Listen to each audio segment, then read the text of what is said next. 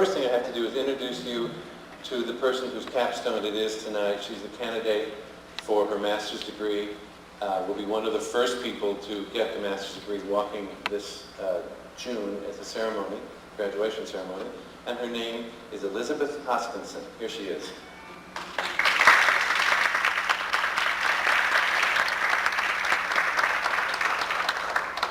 Good evening. My name is Elizabeth Hoskinson. Thank you for coming to our show. We're very happy to have you here. And welcome to Flow, the River of My Soul. I hope you'll enjoy the show. Thank you.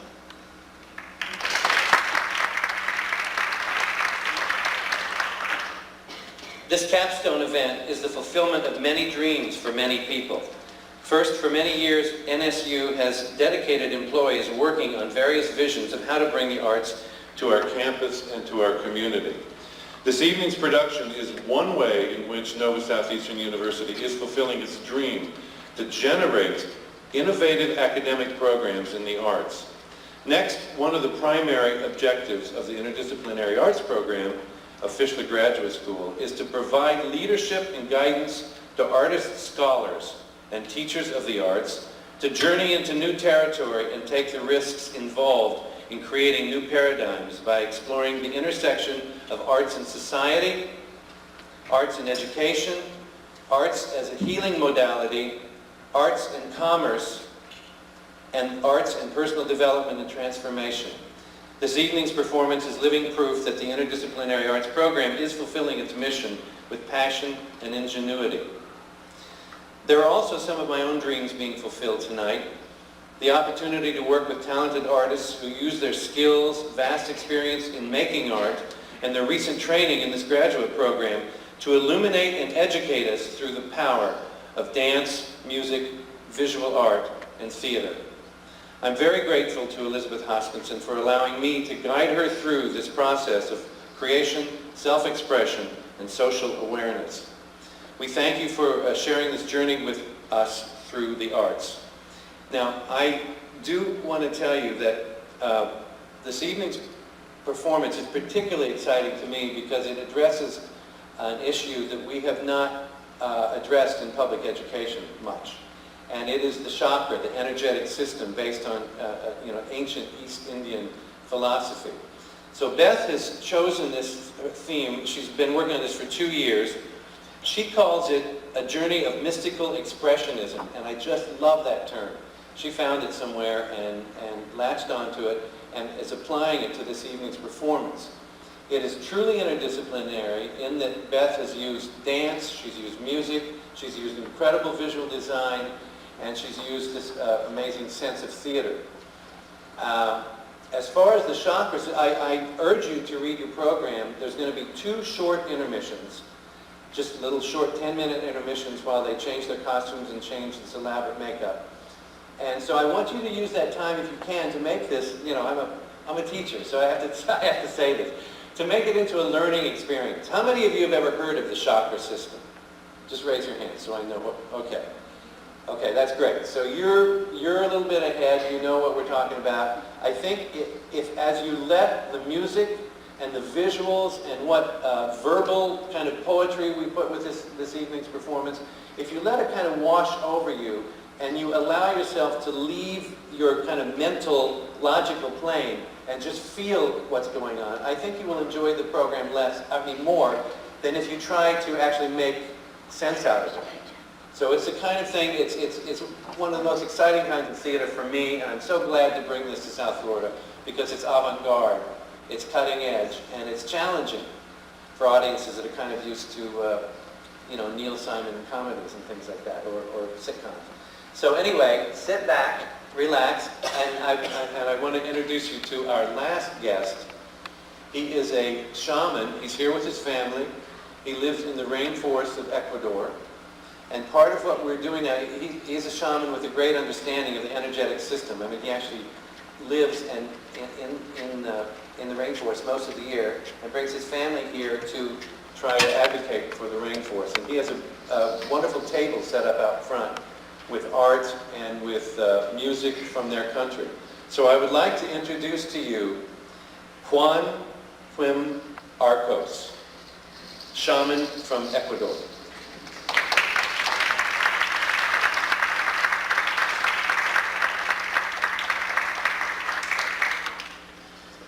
Good evening, ladies and gentlemen. As you can tell, my native language is not English, it's Shuar. We belong to the Shuar tribe in South America, Ecuador, in the middle of the rainforest.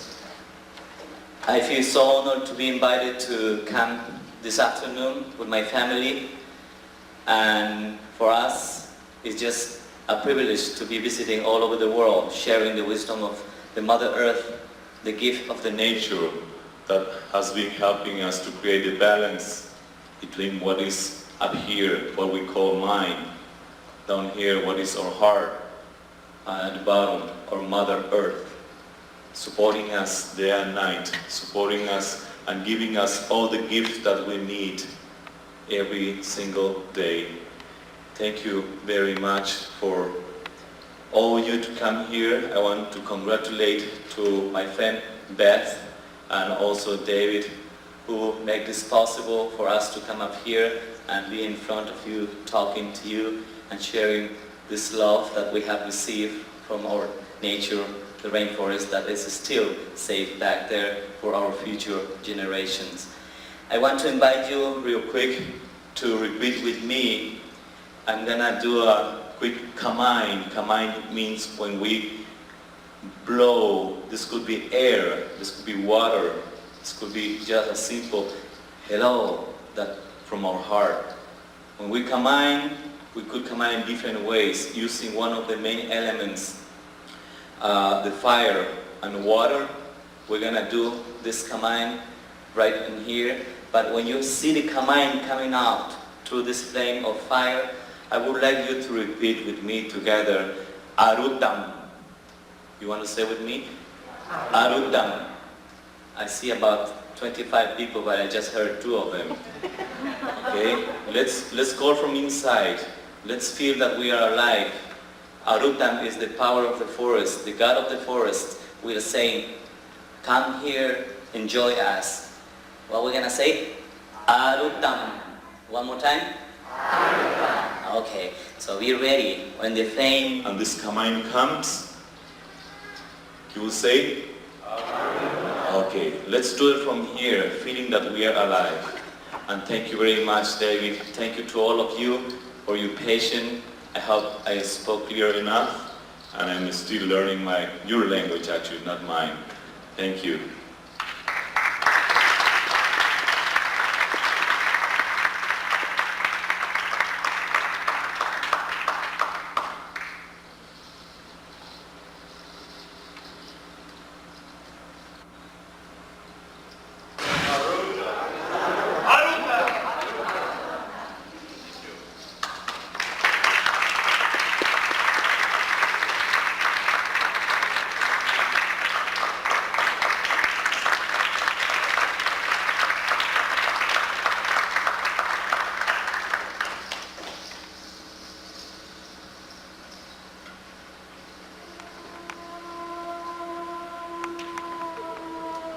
The color of the first chakra is red.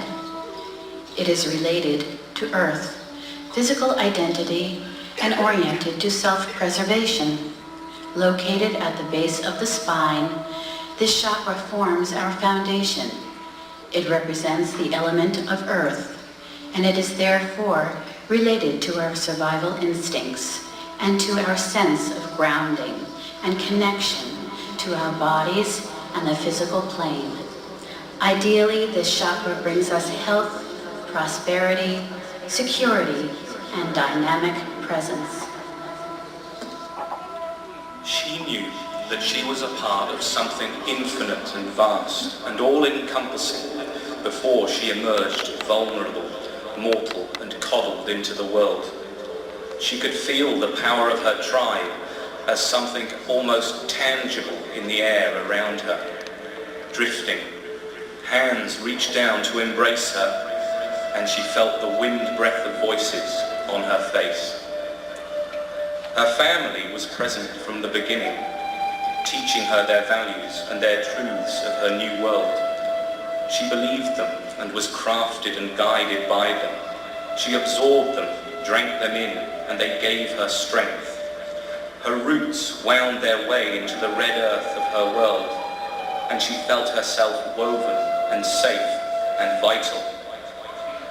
Within herself, another force became a voice, a guiding essence of the spirit, a whisper and a shout that was leading her to explore the wind-blown, flotsam-strewn beaches of belief.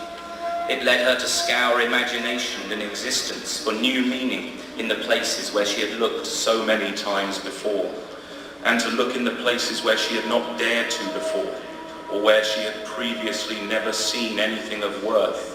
It teased and cajoled, joked and commanded her to look into the depths of rivers from the tops of hills, to see past the horizons of the valley of her life. It was a fresh wind blowing the dust from her eyes, allowing her to see truth in the world. She was able to pilot herself through problems with understanding, tolerance and self-belief. She left the place of her birth many times to discover what secrets the world would reveal to her. Travelling left her lonely. She would miss her old friends and her family. The strength they gave her was a tonic which she treasured. To drink it gave her the strength of her homeland, her place of birth. Her parents and our home were always with her and stowed within her being so as never to be forgotten or lost. She would hold them, and they gave her vigour and a smile.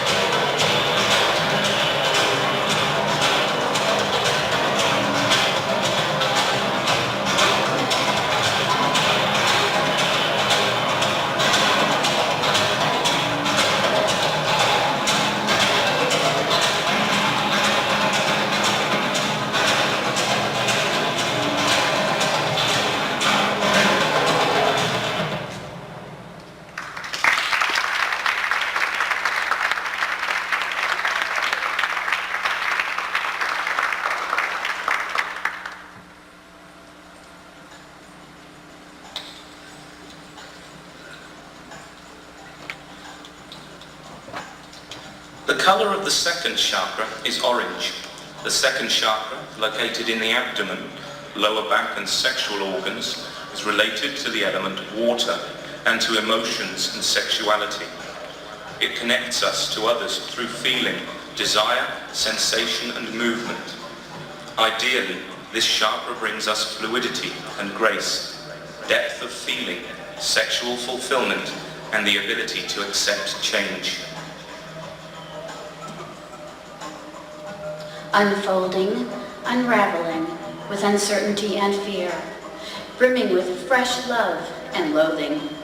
Each day bristled with the energies of existence. An open mind and a warm heart gave way, the courage and the faith to navigate the often shadowed alleyways of life. The snakes of doubt and pain, money, sex, and power would slither around the base of her self-belief, coiling themselves out of her reach.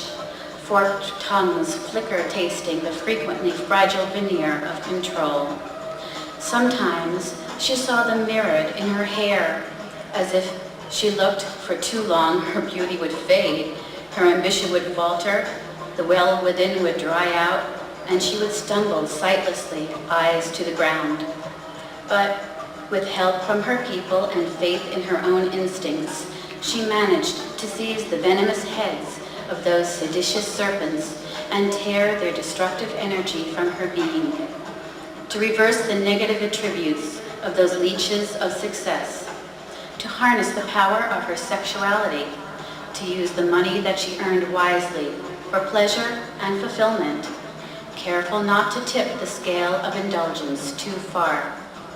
People entered her life full of intention that she was not always aware of. They came crammed with forces in conflict. Some spoke truths and came with friendship to offer her guidance and advice. Others uttered seductive deceit, disguised as wisdom, hearts full of bruised anger. Some loved her, some betrayed her, callousing her heart flesh. Others came to heal and be healed, replenishing the well that rested in her soul and restoring her balance. Many times, she would look to home for the good judgment of her people and family.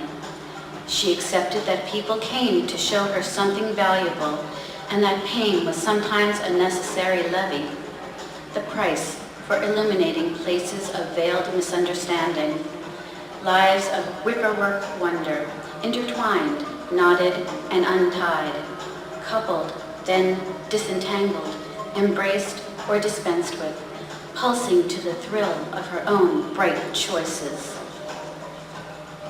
The school of worldly interaction, of cause and effect, of choice, exciting and dangerous as it was treacherous and fun.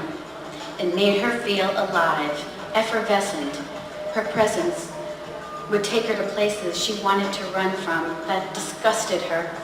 They would escort her to sensations of lust and wonderment, her body tender with desire and joy. She would curse in frustration and fear in times of misery and despair, but laugh and be comforted in times of good fortune and creative plenty. She used her choices with vision to seek out the truths of the world and herself as sails to catch and channel the winds of self-discovery.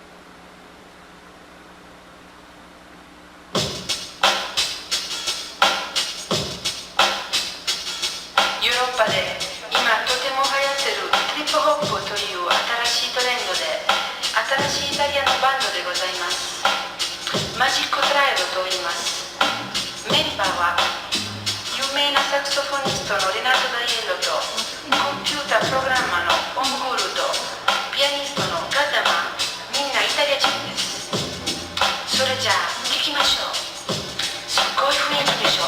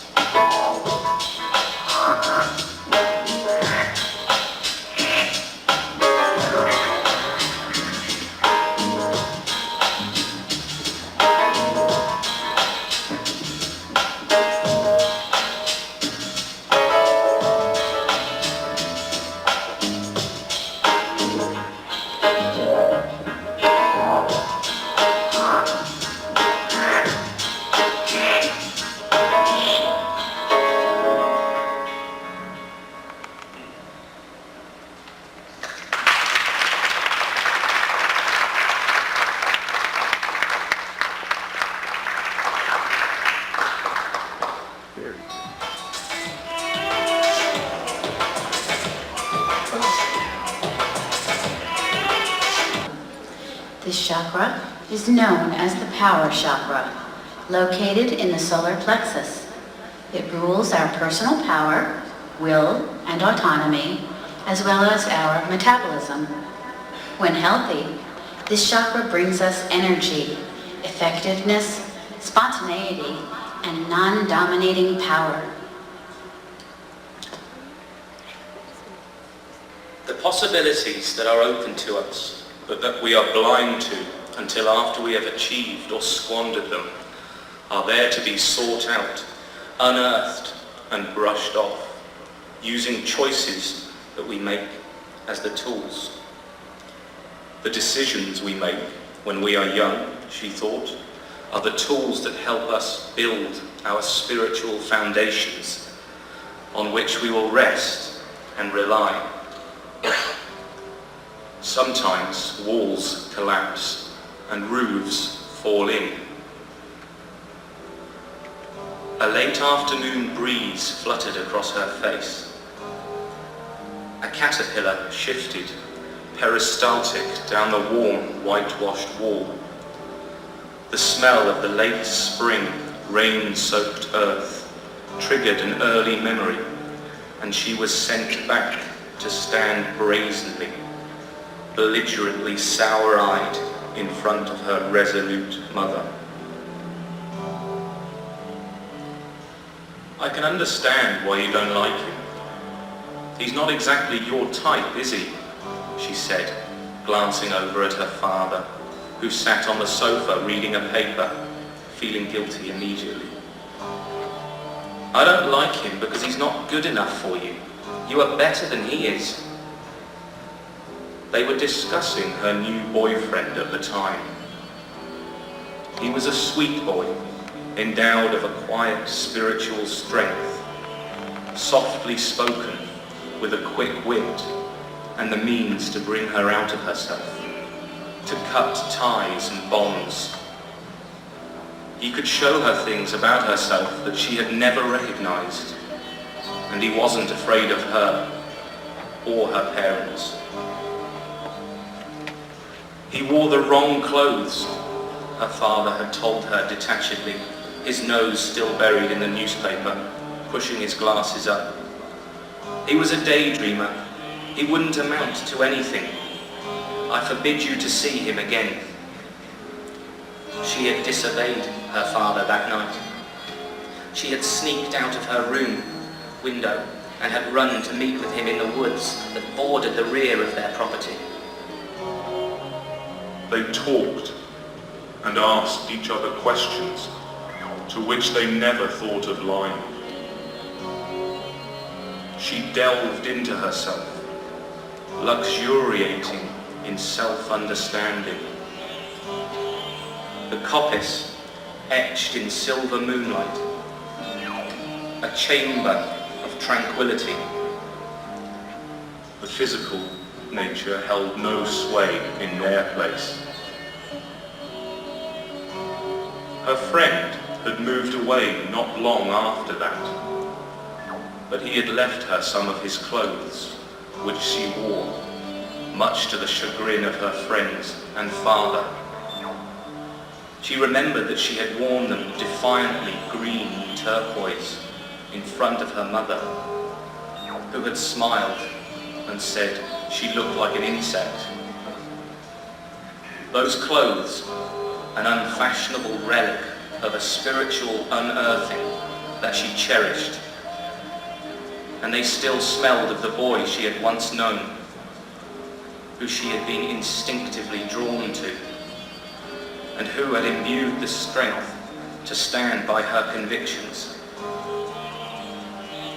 Smiling in the waning evening light, the green and turquoise shimmering, she quietly watched a butterfly quiver in the warm air.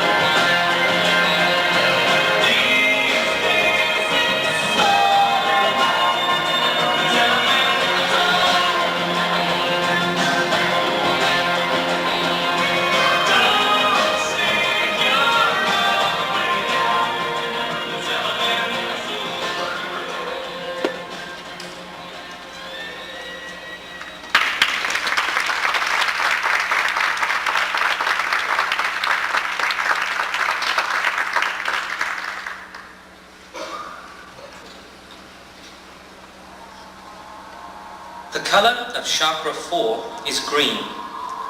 This chakra is called the heart chakra and is the middle chakra in a system of 7. It is related to love and is the integrator of opposites in the psyche, mind and body, male and female, persona and shadow, ego and unity. A healthy 4th chakra allows us to love deeply, feel compassion, and have a deep sense of peace and centeredness. In her daily life, like a splinter, there was still the pain of her past, a constant expression of fallibility and transgression, a brutality and spite, the wounds of memory, the injustices done to her as a child. They often made her wince and even cry out in discomfort. To dwell upon them was to indulge herself in the sorrows that leaked from them like poison into her heart. The pain they caused, a reliable companion, a source of comfort, security, and righteousness, self-pity. It gave her the ability to manipulate people. It gave her a dark pleasure to wallow in the selfish extravagance of her wounds, to watch people adjust their behavior around her. They made up a trinity of self-deception, a crutch, a shield, and a double-edged sword. To heal herself, she would have to gaze deep within her being, expose the raw recollections, excavate the pain which she had kept buried all her life. She scrutinized her wounds, picked at them. Many times they broke out again and she would lie fetal, weeping. But she continued to probe, coming to terms with the damage. And when she was ready, she showed her wounds to another whom she could trust. They witnessed her inner lesions. They spoke soothing encouragement. She found her hope at the bottom of the box. Lifting it out, she felt its strength envelop her, determined to be uplifted. The ways in which she had influenced people in her life with her damage and how her wounds had manipulated her and torn her up slowly became apparent to her. She recalled and yearned for the people who had been there to share her wounds, those who had dwelled upon her pain with her in collective security. She feared relinquishing the false privileges of the wounded and the routines of cosseted shelter. With courage, support, and the will to heal, she persevered, healing her wounded spirit flesh. She was disciplined and willful. She remembered those who had caused her inner abrasions, past friends, lovers, those who had left her heart broken and abandoned, writhing in the tumult of anguish. To forgive them would also take courage, discipline, and time, releasing the view of herself as a victim and the shadowy, more obscure desire for a personal retribution. With love, inspiration, and compassion, she lifted her spirit, embracing forgiveness. She let kindness fill her soul. Letting go of the vengeful persuasions, she was no longer bound by them. Looking skyward, her eyes open, she watched the stars, releasing the pain into the sparkling ether of the night. Breathing deeply, she turned back toward the house. Treading softly but purposefully, she made her way back to the light and the chatter of friendly voices. With love, inspiration, and compassion, she lifted her spirit, embracing forgiveness.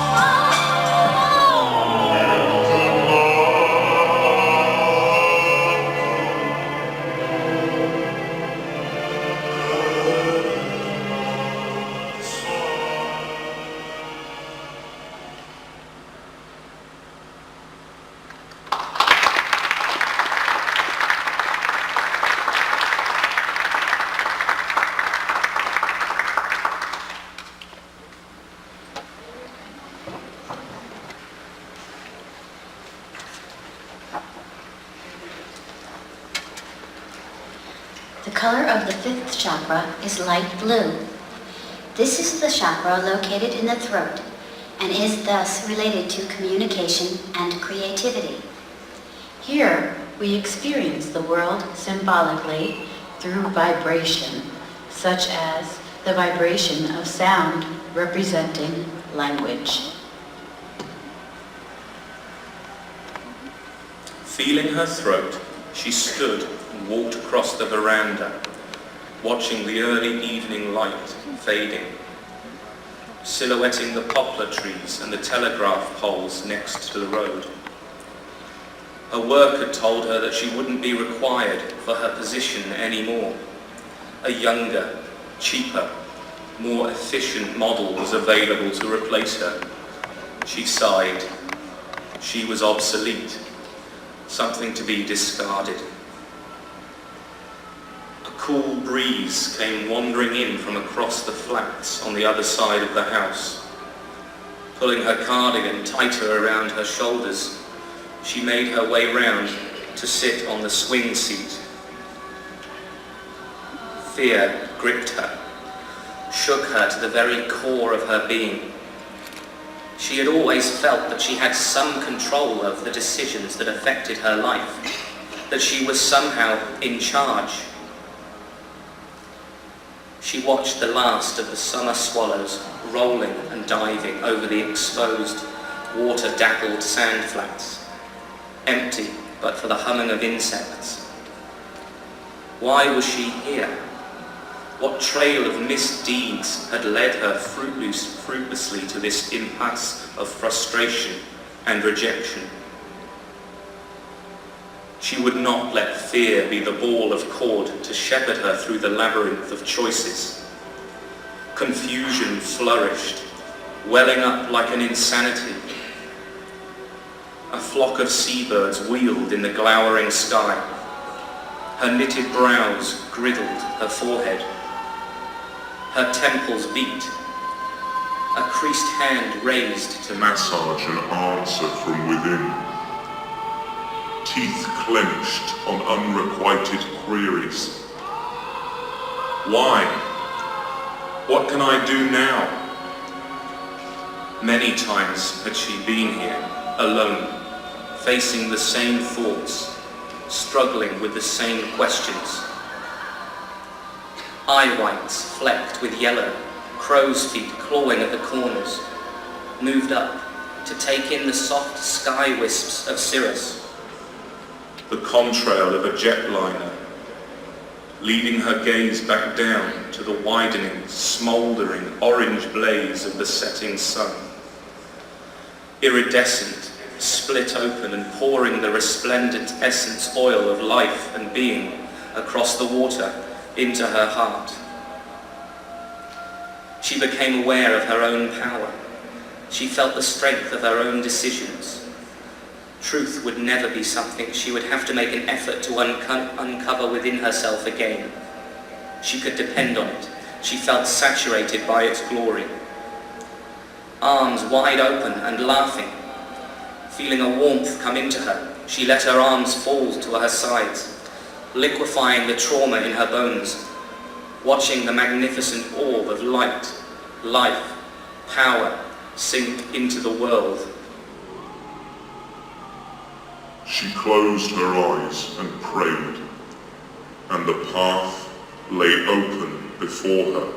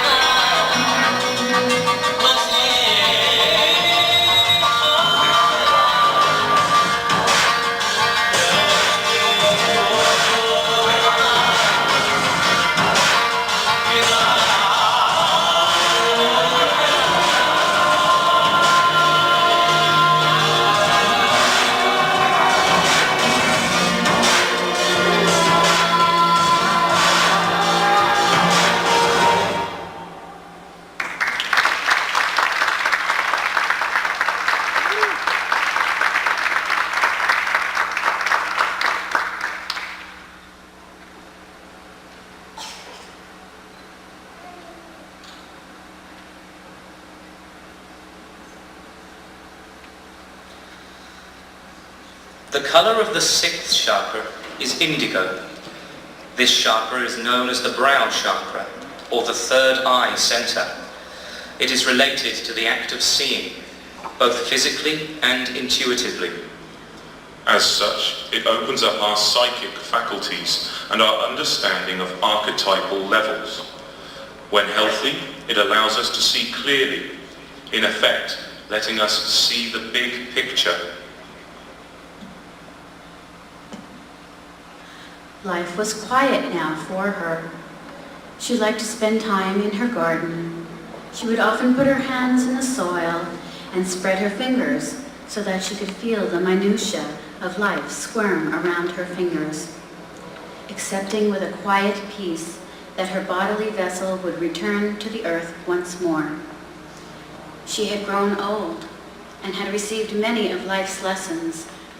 She could let the river take her, float with it, and remain buoyed by faith and humility. Change remained something that she would contemplate with unease. She would often cling to the shore, the overhanging branch of routine, the rocks of habitual behavior, desperate not to be carried away by the threatening white water of transformation. She knew it would be futile. Life would always heave her onward. She would always have to relent to the tide of the spirit. She was very much aware of the physical world around her. Comfort, stability, money, sex, luxuries of the corporeal. But sometimes, looking deep within herself, she had glimpsed a world of the spirit, an inner world of divine truth and light. These inspired insights she would often dismiss as the follies of an overfilled wine glass or the fancies of a romantic disposition. But slowly, she began to accept these glimpses of this spirit world of consciousness. They tugged at her curiosity. They became a pressing insistence of the truth, the ability to immerse herself into the experience of change from a perspective away from the physical, to rise above and away from the confines of the material and see her choices of change radiate and ripple their effects outward and into existence. She dropped a pebble into a rock pool. Her aged frame was an incarceration she would often resent. Arthritis gnarled her joints, cloying her movement. She made her decision then. She would not be confined by the illusory constraints of the physical body. Instead, she would soar both inward and skyward, at the same time joining the power of the head and the heart, physical awareness and detached spiritual consciousness. Combining them, refining her view of existence, seeing the truth, accepting it, and the changes that must be implemented to live in those truths. Seeing the universe in terms of truth, detached from the forces of emotional attachment, watching life threads weave in an order preordained. She let the consciousness in, accepted the truth, and banished the illusion. She read and thought in peace now, her consciousness uncluttered. She was able to transcend the barriers of the physical, to glide far above the clouds of life and into the realm of the spirit, which opened up to her and showed her the infinite possibilities of existence. She let the consciousness in, accepted the truth, and banished the illusion.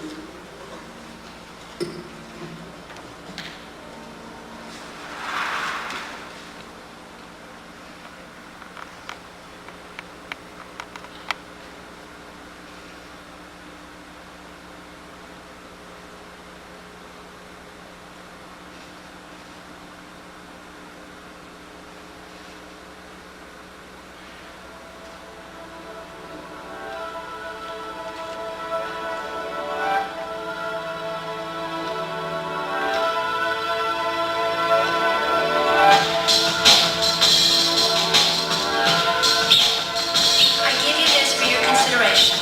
The most important factor in any metaphysical exercise is the release of belief systems, boundaries, and fears. All limitations are self-imposed. All limitations are self-imposed.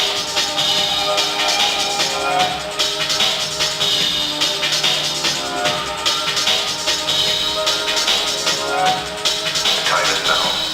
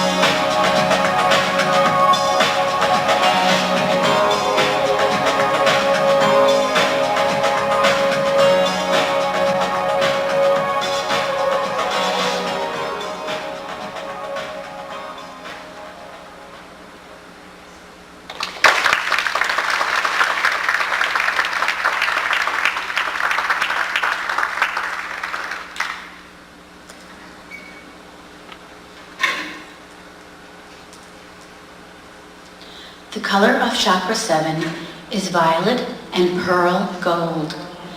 This is the crown chakra that relates to consciousness as pure awareness. It is our connection to the greater world beyond, to a timeless, spaceless place of all knowing. When developed, this chakra brings us knowledge, wisdom, understanding, spiritual connection, and bliss. It was dark inside the room, apart from a shaft of golden light that cascaded perpendicular across the white bed sheets. Dust motes drifted imperceptibly, on fire in the sunshine. She lay, quietly breathing, eyes closed, lost in meditation. Her essence was elsewhere, and her eyes were open, bright and perceptive. It was time. She had already gathered her family to her, the children kneeling, apprehensive and upset, around her bed, and the adults standing behind, silent. She had told them that her time in this world was soon to end. She told them that she was going to travel to places so magnificent that words could not describe them. She had then spoken to the young ones. She was holding the youngest granddaughter's hand. A journey of great wonder awaits me. Are you going to die? Asked the eldest of her grandsons. That's what people call it, yes. But I like to think of it as an escape to freedom. You can think of it as a door to a place of wonder. I will understand a lot more. Are you scared? Asked the youngest of her grandchildren, still clutching her hand. No, I'm not scared at all. I've seen what it's like there. It's beautiful. They asked her more questions with the honest curiosity of the innocent. The adults had listened as if it were their questions that were being answered. She had welcomed the divine into her spirit and had faith in its guidance.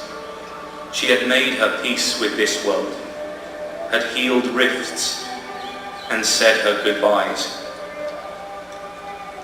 Her soul was fulfilled, healed. She looked around her room, the dust motes hanging still in the shaft of light. Following the shaft of light up to its point of entry into the darkened room, her eyes were closed now, but the light was still with her, and she was dancing into its golden morning, infused with a supreme love and faith. She let go the ties of earth. Up. She was soaring high over the transcendent plains of Elysium, far above the golden mountains, valleys of rapturous delight.